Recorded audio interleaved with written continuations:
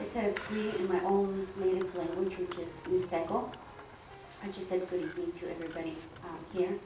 I'd like to introduce to you Matt, Mateo, as he's known from my community back in Oaxaca. Over the past decade, Matt Black's work has chronicled the decline of traditional farming life in rice and the rise of the modern replacement in southern Mexico and rural California. Exploring the changing human relationship in land, food, farming, and community lies at the core of Matt's twin documentary project, The People of the Clouds. Matt's photograph has been noted for its visual intensity and emotional engagement. He has received honors from the World Press Photo Foundation, the Alexia Foundation, the World Peace, the Robert F. Kennedy Memorial Foundation, and many, many more. Through his work doing documentary and photographs, I met Matt with another friend of his, and he has been traveling to Oaxaca, and he has brought his attention the life of the people, the migration, basically, how people migrate from southern Oaxaca all the way to California, and he has done a great job following the workers through their work and basically life here in the U.S. So I'd like to give Mateo, as we call him back in Oaxaca, welcome.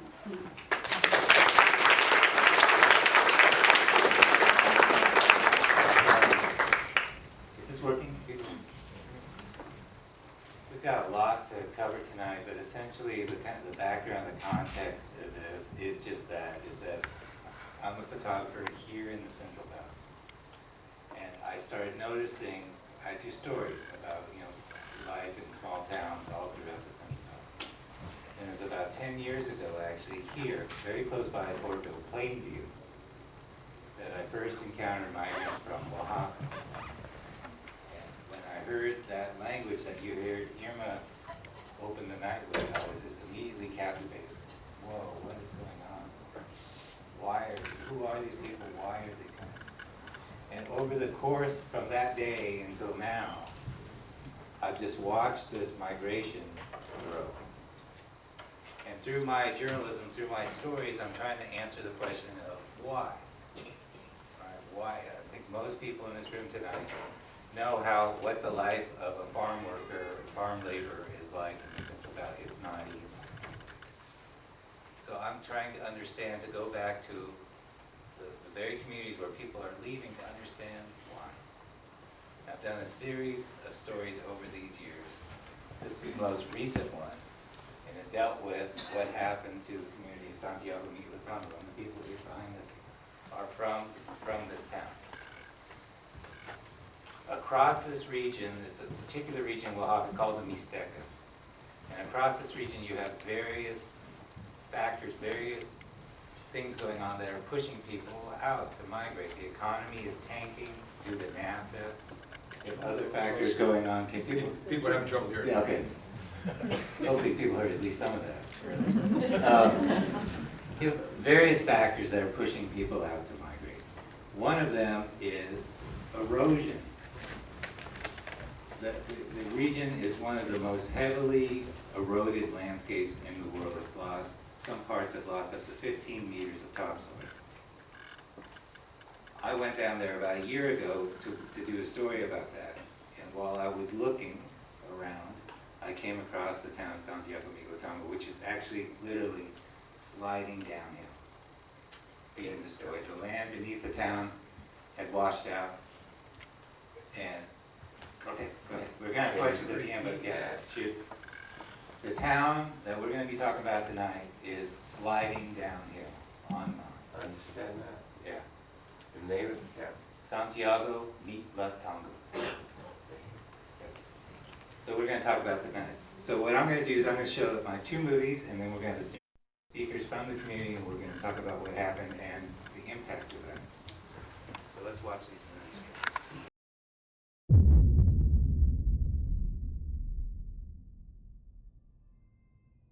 My town is gone.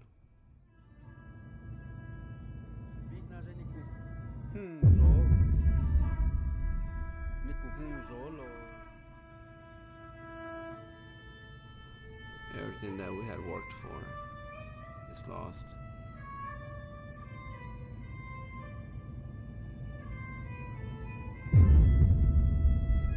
Kisle taga naturaleza na. Ta naturaleza na lo nikisle lo lumani. It was nature that destroyed our town.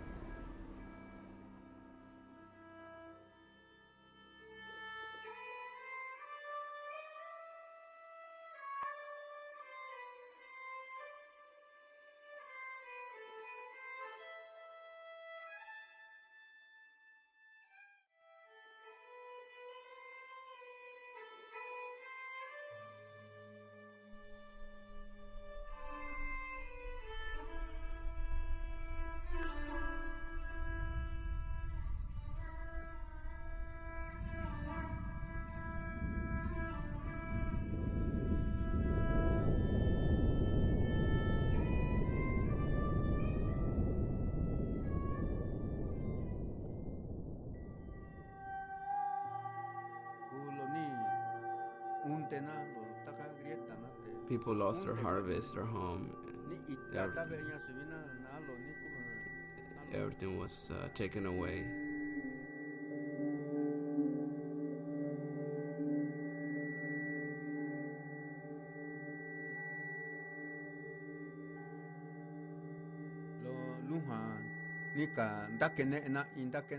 That's where I was born. That's where my elders used to live, and now it's gone. It was all destroyed.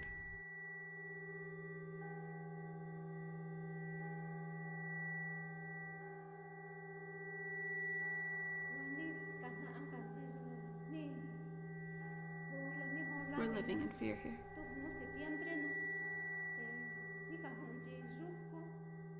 We don't know what to do. We're just waiting.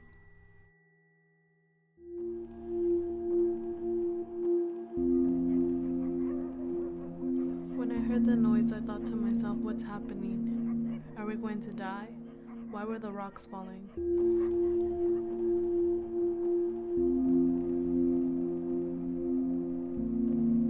We're scared.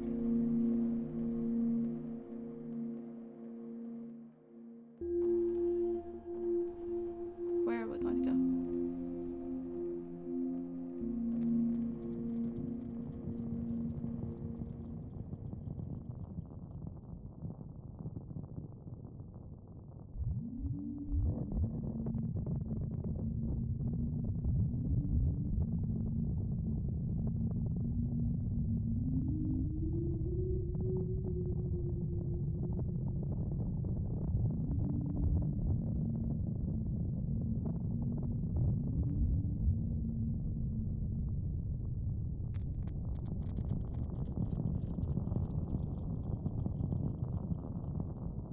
Último nga cosecha kuya nyalkoko akakutunzi.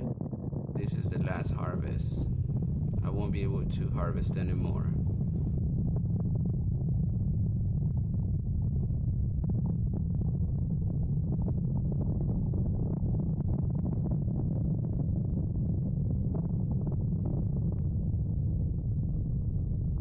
It's just like food.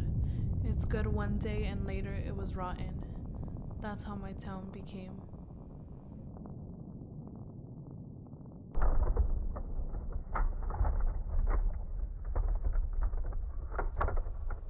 And all the children, all the old people, we're all sad because we lost everything. Cuando voy al pueblo sí siempre siento, porque no es lo mismo que está uno, vive uno, donde está uno, porque no es igual a donde está uno en nuestro pueblo, porque está uno en nuestro terreno, es igual, pero no es igual porque se siente uno triste pues.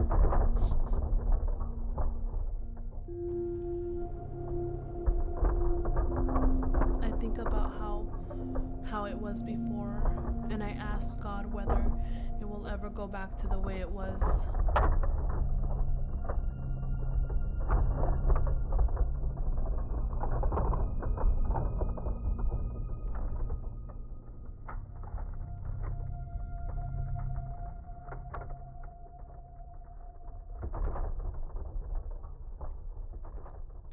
Ni septiembre lo ni que lo ni tata nate 4, 5, 6 ni que lujan data cantata cajue te sena lo lujan ni sigue lo data buena te kuke na hue te ni lujani ku te ni je cueto hani jokoyo vijna je ni ku junyo lo le sigue lo unte juena. Typically, as a photographer, that would be, my job would be done at that point. But when I was working on this story, the thing that really struck me was all of this work, in this part of Oaxaca, we're talking about really one of the kind of oldest farming cultures, oldest farming societies in the world. This is essentially where corn farming was invented,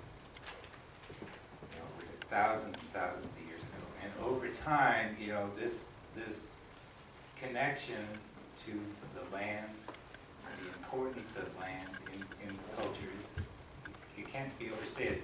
But it's never, in my time down there, it's never been so clearly enunciated until something like this happens. And once that loss has occurred, then it opened up a window for me as a journalist, as a storyteller, to look at that.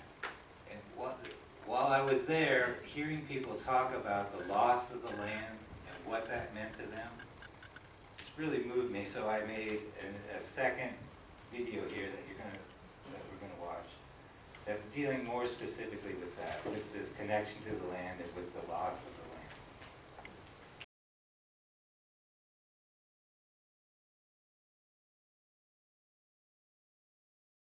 The land is alive. It listens because it's alive. The land is alive. God gave it life.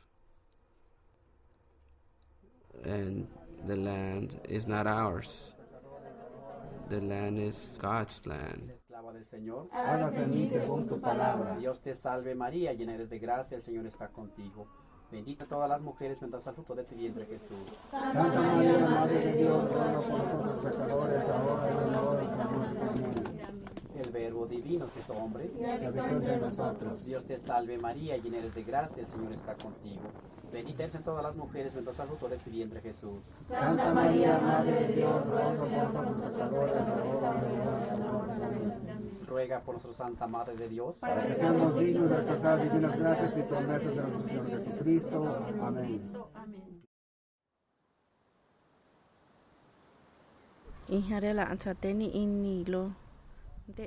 Suddenly he says, "The rocks are falling, Mom. Run." I was washing the dishes, and he was playing outside. That's how that day began.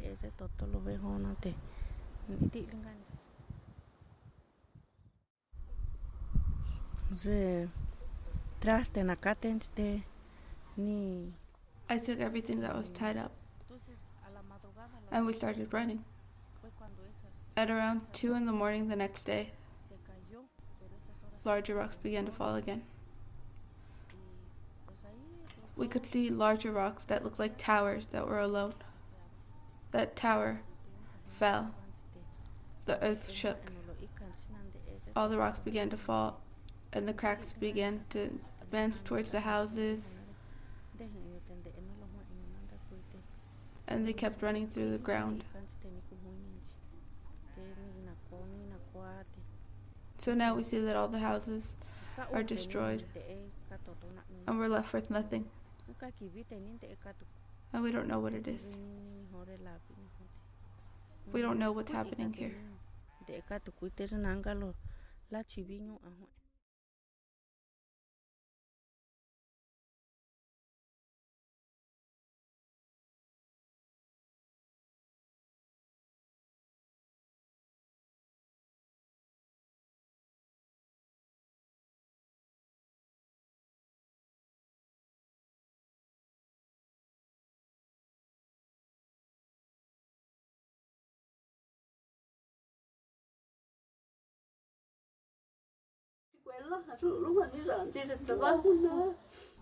Lan, you saw everything, and I don't know why this happened to you. Why did this disaster happen to you?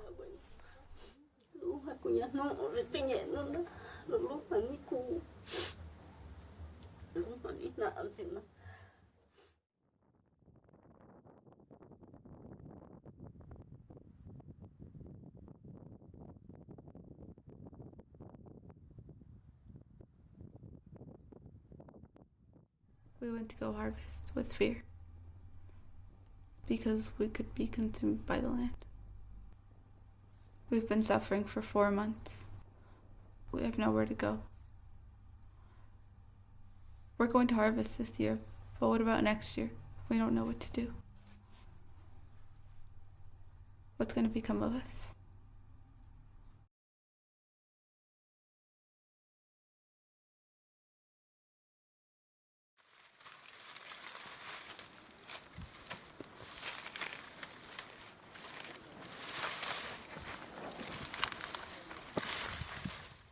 This land meant everything to me. I watched my family, my children, and my grandchildren grow up with my land.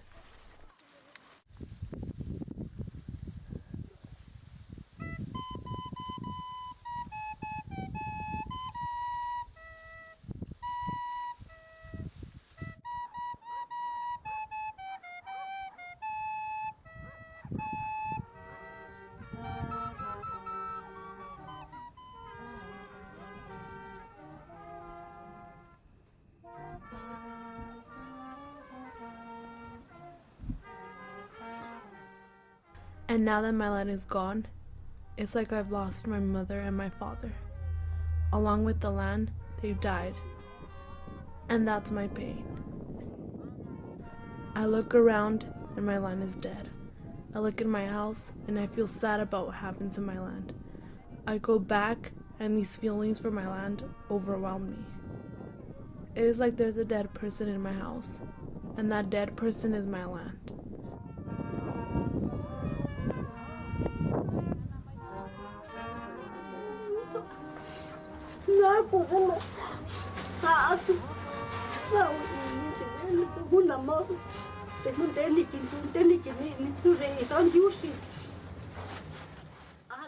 When I went to the land to harvest,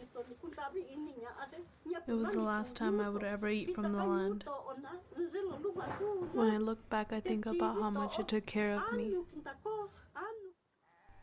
It was the last time my land would ever feed me, and you left me. The land is like my mother and my father, but now it's not going to give me food. It left me. The land left me. I feel sad, and I think about the last moment you gave me food. And now it's not going to feed me anymore. It would be the last time. I told the land that I won't be with you, but I know that you feel. Although you're not a person that could tell me how it feels, I know that you feel inside myself. I know that something's happening to you. The land listens to me, and I know that it understands what I'm saying, and I feel that it does. And I tell the land what happens, and I tell him how I feel. I tell the land that I miss it. The land feels. The land knows. I'm the daughter, and you left me.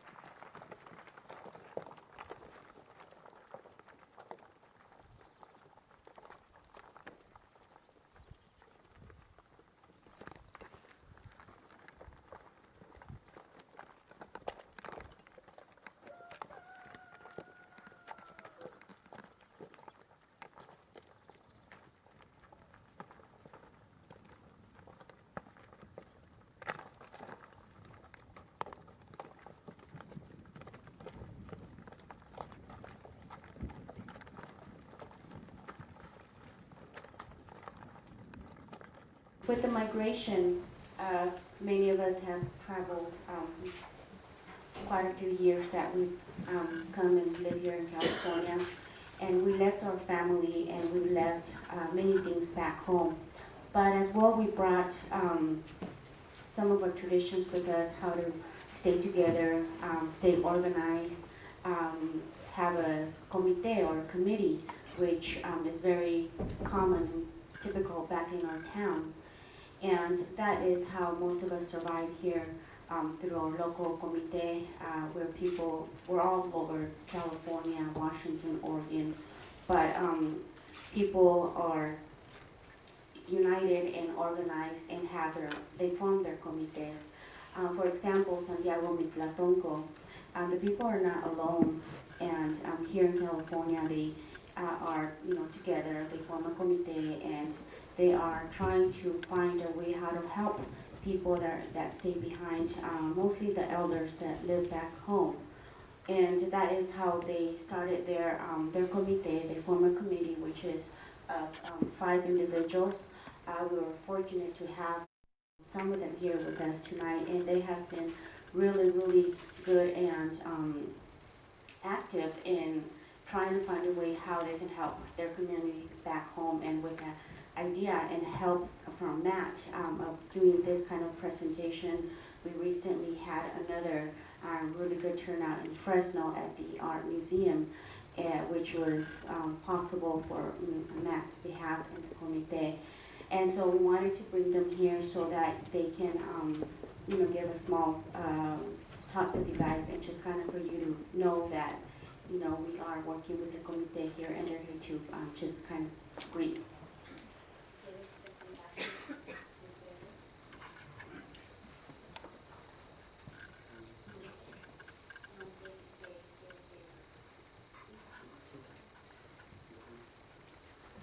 Muy buenas noches a todos, mi nombre es Cipriano López, yo y mis compañeros somos una mesa directiva de aquí de Fresno, trabajamos para nuestra comunidad de Santiago Mitlatongo.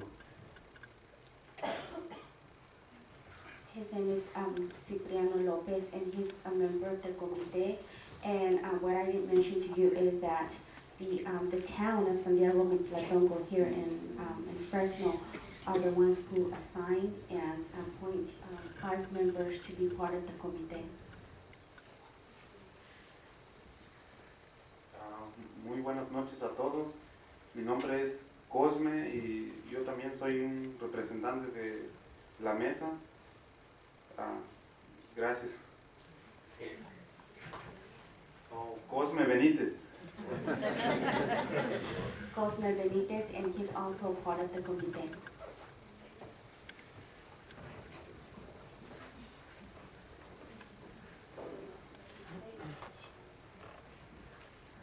Buenas noches a todos, mi nombre es Luis Benítez, soy miembro de la mesa directiva también. Gracias. Luis Benítez, he's a member of the comité.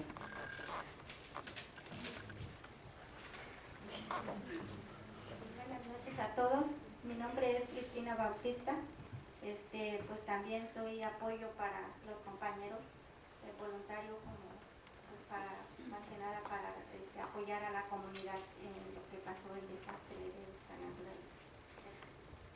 Cristina Bautista, she's not a member of the comité, but she has been very, very active helping out the comité, and even though she's not named until maybe the next election, but she's one of the few females that have been very active with the comité, and when we call her, if there's whatever needs to be done, she's there.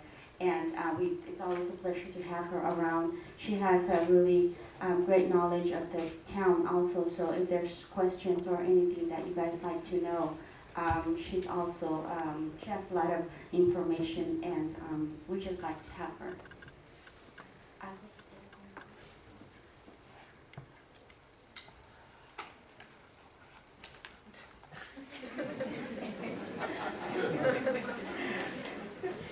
Pues más que nada, pues yo le agradezco a este señor Matt Gracias por esta exhibición de fotos que ha demostrado, ¿verdad?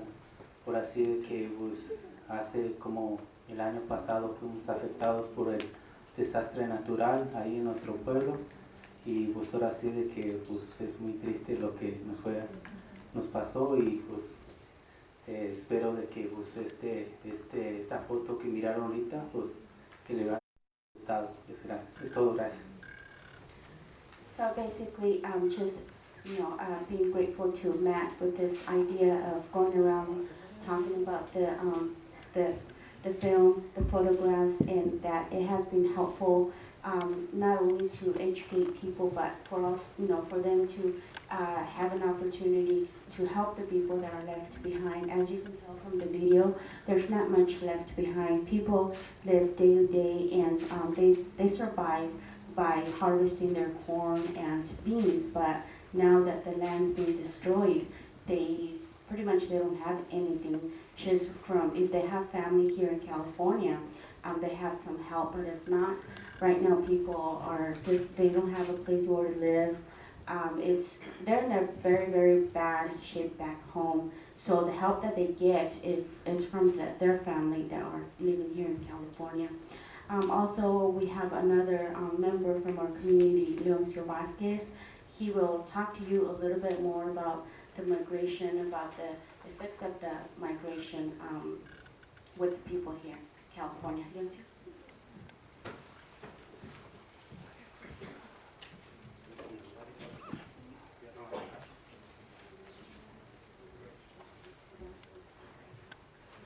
Chindavi kama ndoni kisando ya jiso ndo yu tu ne kan tishinto ta na kon dani ndo je che kon iki sitina ru nani Leoncio Vasquez ya tu ne kan kya ne tu sabi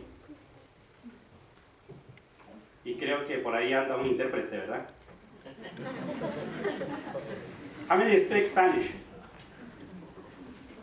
You understood pretty much of what I say, right? No? Well, just to give you an idea that myself, Irma, and our people over here, we call ourselves indigenous communities or indigenous people. So what does that mean? Many who are not aware of who we are, where we're coming from, the strange language that we speak, assume that we are Mexicans. And we are Mexican because we're coming from Mexico, but there's a huge difference because we are the native of this land. That for thousands of years have been living in Mexico, in our community, without the need to get out. And Matt pretty much explained that the way that we live is corn, beans, local vegetable that we grow ourselves. That was for thousands of years our lifestyle. But obviously that changed, and I will explain a little bit how that was changed. What you see in the video, the pictures, is small condition that we live back home. In our community, I will say back to the 1980s, early 1990s, we will migrate within Mexico and we were able to survive. Now, what happened after the 1990s that really pushed our community and come to the United States? As you can see right now, immigration is a controversial issue right now. Many of us are here without documents. And we feel, being the owner of this land, of this continent, that we're not wanted here. And this is the part that I really appreciate the work of Matt, the work and the willingness of all of you just to come and be open and listen to what we can say. We have a lot to say. In 1994, the United States, Mexico, Canada signed an agreement, the North American Free Trade Agreement. That was a huge issue, a huge money for transnational corporations. But what happened to the indigenous people? What happened to those communities that were in poverty, that depended only on corn, beans to survive? What happened to those big, huge owners that produce corn subsidized by the United States government? That corn was sent to Mexico. The price went so low that our lifestyle changed dramatically. So what do we have to do? Stay there, die with starvation, or just search for survival for families? So basically, that's why you see every year after the 1990s, huge immigration of new people like me, that look like me, that speak a strange language. And obviously, many people here do not know where we're coming from. But obviously, to those who understand that we really contribute to the economy of this land, of this country, understand that we have a strong work ethic, strong family ties, and that we are just like you guys. And it's good to have this conversation just to exchange ideas and see what can we do instead of just blaming the new immigrants that they're stealing people's jobs. Why don't we go and search for and hold our government accountable for what is going on in the world? The United States is so powerful, and you already know that. And whatever they do to other countries, that affect us tremendously. And you might not know that. You guys are US citizens. You can vote. You can vote for those people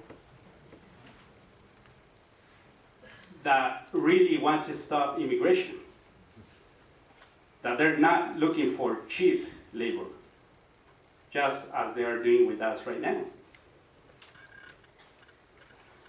So basically, I think that's the message that I bring to you, that you really understand this and find out more how, at the federal level, the US government is trying to establish more free trade agreements with Central America that basically will bring more people to the US. Just going back to the indigenous people, just in Mexico, there are 56 different communities. The state where I come from and the rest of us are coming from 16 different indigenous communities, meaning that every community speaks their own language, very different from each other. We have concepts that has really kept us strong, as Irma mentioned, clustering together. The concept of tequio, mayordomía, of every adult who is 18 years old contributing to with their money, manpower, to build a community project. That's what this committee is doing right now. They're raising money, they're sending that money back home to rebuild their communities. So I think that's what I wanted to talk to you. If you have very specific question as far as what happened to that community, which is a tragedy, you can ask them, or if you have a general question regarding the indigenous communities, we are here and start the conversation.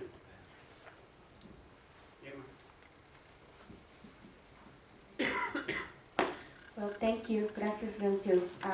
Thank you for your time. And as Leoncio mentioned, if there's any questions that you guys want to ask, please feel free to. Yes? What exactly caused all the damage? Ustedes?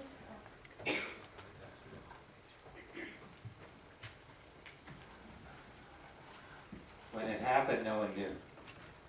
And the people who were living there didn't have the slightest idea what was going on. Looking back, they realized that there were some signs beforehand. Cracks started appearing in the road about 3 or 4 months beforehand. Trees, certain deep-rooted trees, started to dry up and die. It wasn't until later that they realized what you have is a very high mountainous region, and the town was perched on top of this mountain. All around the town was farmland that had been farmed very extensively for a long, long time. Beneath the town, on the side of this hill, the land had eroded so much that there was essentially nothing left to hold the town in place. And when the ground beneath the town got wet, it just started sliding. And it's a geological phenomenon called, it's actually happened in various places around the world. It's very rare, but it's a phenomenon called slumping. And that's what happened. It just started sliding, sliding, sliding, and it's still sliding today. Is that due to the land being harvested so much? Did it contribute to the erosion?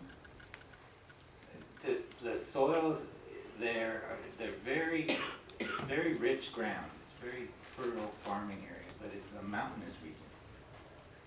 And this is a region that's been farmed, probably longer than almost any part of Earth, or soil in the North America. This place has been farming for thousands and thousands of years. But something changed in the way it was farmed. That when the Spanish came and they introduced beasts of burden that could carry a plow, things started to be farmed more extensively. When the technology changed in the 50s and 60s, and you started to have more fertilizers, more chemicals coming in, all of these things ramping up production, going for higher production all the time, that soil there just could not handle that level of production. So it's triggered this erosion. And it's not just, we're not talking about one town, we're talking about the entire region. It's a serious problem. Now this has only happened so far to one town, but it's also now it's starting to happen, in hillsides, in the forests are starting to go, and it's becoming a serious issue. Okay. As I listened to you introduce the films and to the woman speaking in the film about her, or maybe it was more than one, relationship with the land. I'm moved by the power of that relationship in comparison to modern American society. We don't have, this is very unusual for people that have this deep, soulful relationship with the land. And so I'm wondering, for the members of the community who have come here to the United States, does that relationship with the land, does it come with you, and you have the same relationship here with the land as it is the same continent, or is there a loss that I would imagine, of course, there's a loss, but is that relationship easy to carry with you somewhere else and develop again? It's not as easy, but something that was taught to us since children. It's not. I'm not saying we're forgetting it, but as we migrate and we adapt to a different custom here, it's still here. I remember growing up when we would go and harvest. The first thing that my dad would do was to thank the land, thank Mother Earth, and every time you're getting ready to eat your lunch or your dinner, you first thank Mother Land for what it's given you. And that's how myself and Leoncio and the comité were brought up. Unfortunately, here, we tend to leave that behind with our kids. I know that I've not passed it on my kids, but my generation, we still think of that. We still think greatly and how appreciative we are of God of the rain, God of the wind, and earth, and that we still carry with us. And every day, I personally thank Mother Land for providing for me. And it's just something that we still have here, and it really doesn't matter where we migrate. We still tend to take it with us. It's something that it's very personal for most of us.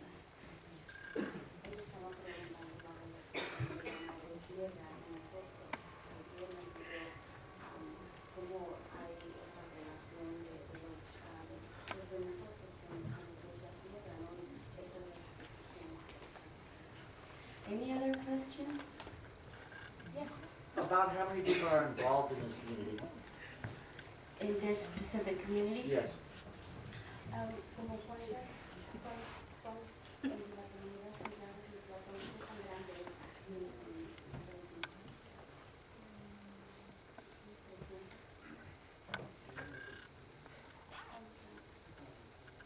There's about 200 active members within the community of Santiago Mitlatongo here in Fresno.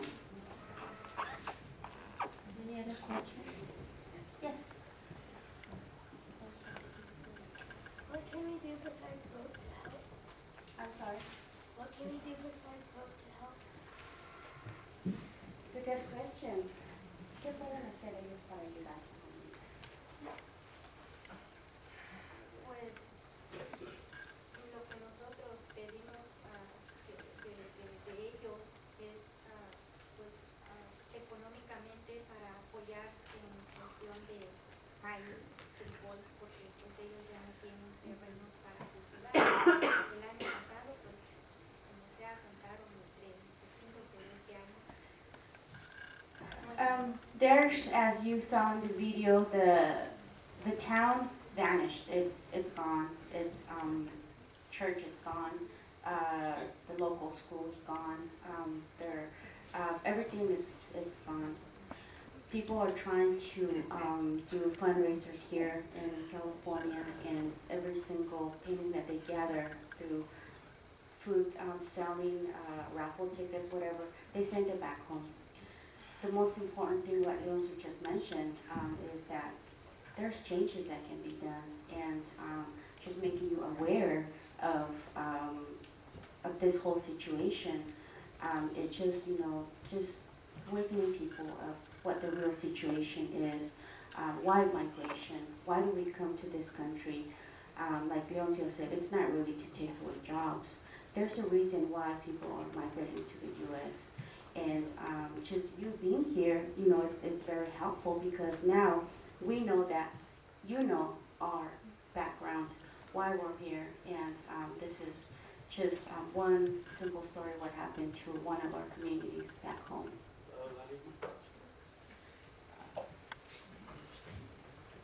What is your name?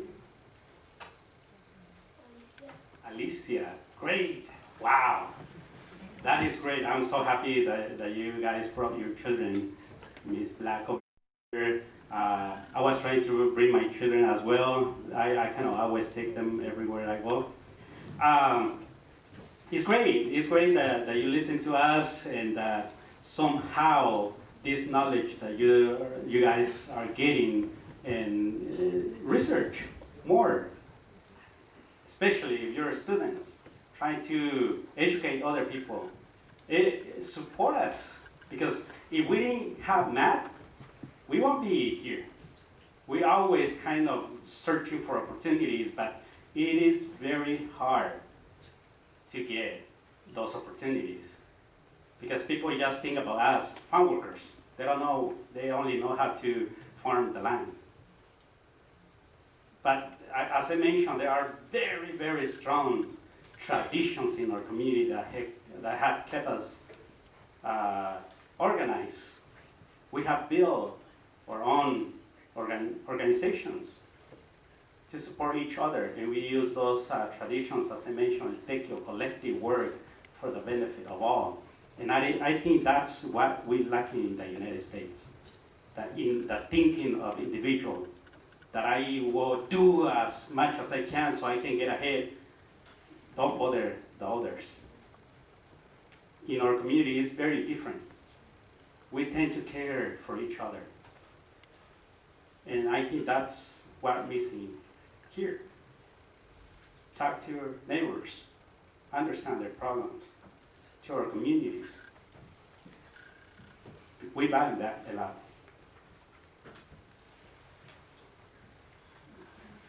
And again, just by taking the opportunity to be here, to be part of this event, to watch the video, I'm really appreciative of seeing a lot of students and parents and just people being here to see the film. Any other questions? Yes. Yeah. Aside from driving down the prices of corn and beans, what other adverse effects did NAFTA have on your community?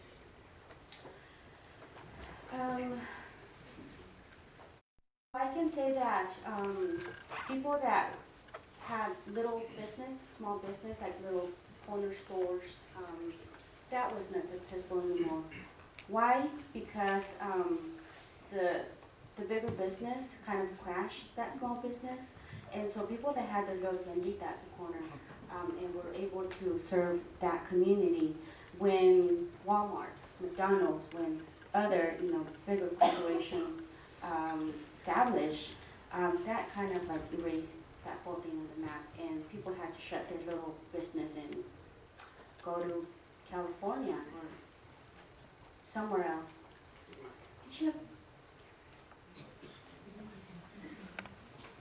You want to say something, Harry?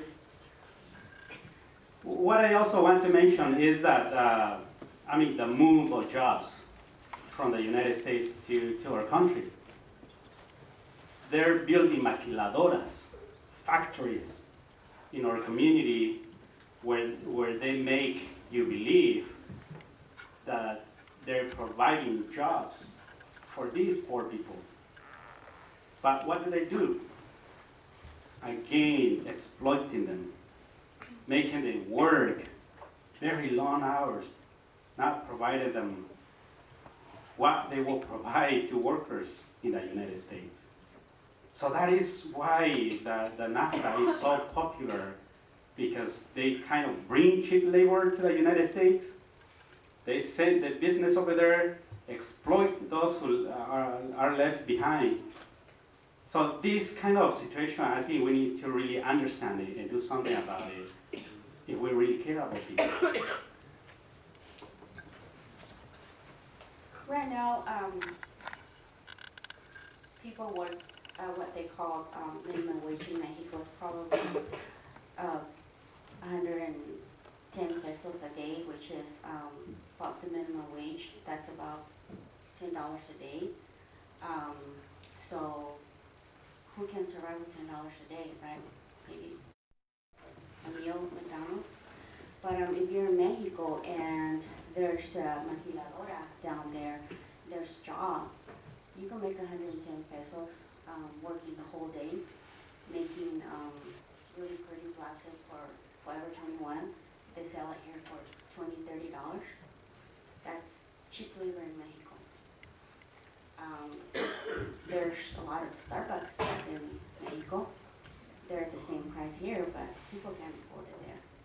People work there, very cheap, but like Leonzo says, it's for cheap hand labor, and the products are being sold here very expensive, and so that's what NAFTA is doing to our people. Any other questions? Henry has a question.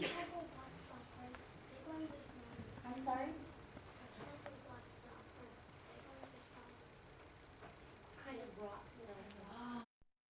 What kind of rocks? Well, according to the video, I'm assuming the big rocks started falling down, and that brought like holes and made space for other rocks to start falling, and they just kind of followed each other. Like that. Yes. Is there a website or Facebook or somewhere we can learn more or follow what your community is doing? Santiago Mitlatongo, you can Google it. There's a lot of videos that you can see in that community. Matt has his website. You can also look him up and find a lot of pictures, his documentary, his work down in Oaxaca. But if you just Google Santiago Mitlatongo or Oaxaca, you certainly can find a lot of information. Oh yeah, you have another, yes. What does the Mexican government do to help a community that is ruined by nature? There is help, not too much. I know that Santiago Mitlatongo is one of the towns that they're trying to work with the government in Mexico to get some food, just like the basic needs.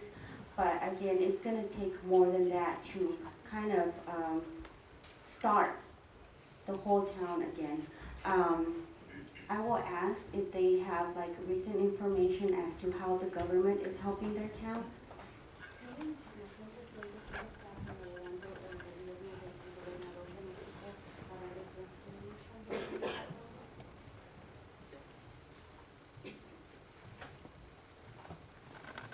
El gobernador del estado de Oaxaca está trabajando sobre la reubicación para las viviendas de la gente que fueron, toda la gente que fueron afectadas, pero la gente sigue necesitando apoyo, lo que es comida y víveres que no está apoyando el gobierno mexicano. Right now, the government of Oaxaca is helping and trying to reconstruct the community, but that's what's going on right now. But they're still in need of food and just the basic needs that the community is needing right now. You say they're going to reconstruct, but is it still going on? What are they going to build up? Is it still falling, or where are they going to? I'm sorry, relocate. Yes, not reconstruct, because it's not, they're not able to do that, but they have to relocate. Any other questions? What was the maximum depth of the crack?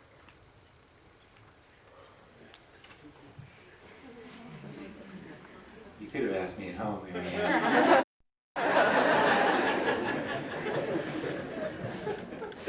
When I was there, I saw cracks about 15 feet deep. There's if you Google the YouTube videos, there's a video that I just have to say that it brought tears in my eyes, because I can't find it again. I tried looking for it because I was going to show it to my daughter. But you see cracks by the church, by the cemetery. And when the video is like next to the cemetery, you see skeletons and under the ground, and because that to us is a sacred place. When you're dead, that's where you rest in peace, right? Seeing that, it just it saddens me that that's going on, and it just, there's no words how to describe the feeling. The people that have to live there and see that, how can you reconstruct that? You can't. It's gone. During this damage, the time this went on, was there any serious injury or loss of life occurred? I think that maybe the people algo drástico cuando esto sucedió. Pues el lugar, pues no, pero ahí donde se movieron, sí, hasta ahorita sí hay como 5 hoteles que se han muerto. Not at that moment, but because of all this, relocation and people having to move away from where they were used to living, I guess 5 deaths has occurred. Yes. With the migration, especially to the United States, you're obviously losing part of the culture, but also with the young people not hearing the language, are you losing the Mixteca language with the younger generations? How are you trying to maintain that? We are trying, but the fact is that we are losing it. My generation, mine and Leoncio, we're fortunate to say we still speak, that's my first language, but I know that Leoncio, he's trying to pass that on to his kids. They understand and maybe speak some words, but there's very few families like Leoncio trying to pass it on to their kids. I know that I lost that already with my kids. They're bilingual, Spanish, English, and Mixteco just, stayed here with me. And the organization where we both belong, me and Leoncio, that's what we're trying to rescue and teach, the language. But, it's something that we're still trying to do, and that's a hope to continue. One of many things on the list of things to do. Yes, one of the many. You are right. That's true. And I know that where Leoncio is working right now, they're going to start a class where they're going to be teaching Mixteco also. So fortunate for those who live in Fresno, they have an opportunity to learn Mixteco. Well, I guess that's our time is coming. Oh, all right.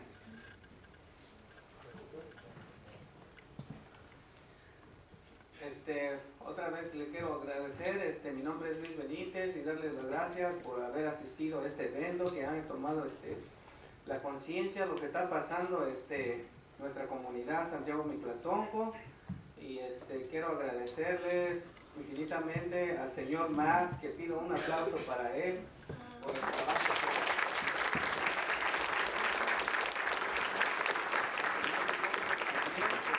La señora Irma, todos mis compañeros, y es todo. Gracias.